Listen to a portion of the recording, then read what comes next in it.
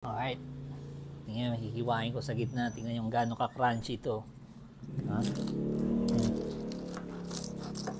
Okay. Yan.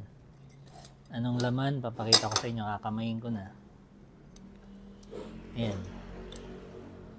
Saging, syempre. At saka yung pinipig. Yan, yan yung malagkit. Ayan, kakainin ko. Ang kalahati bibigay ko sa mother ko. Ayan. Crunchy.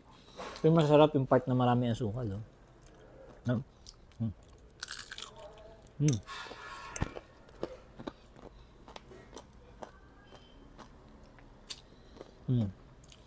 Sarap. Tsaka yung saging yung tamis.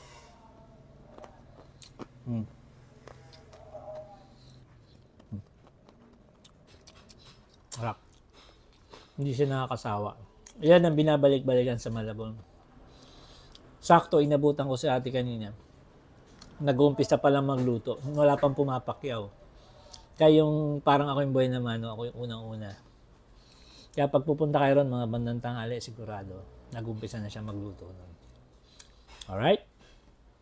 Susunod, bibili ako isa-isa kung ano yung mga special sa Malabon o sa Nabotas. Bablog ko para makita ninyo. So, till next vlog.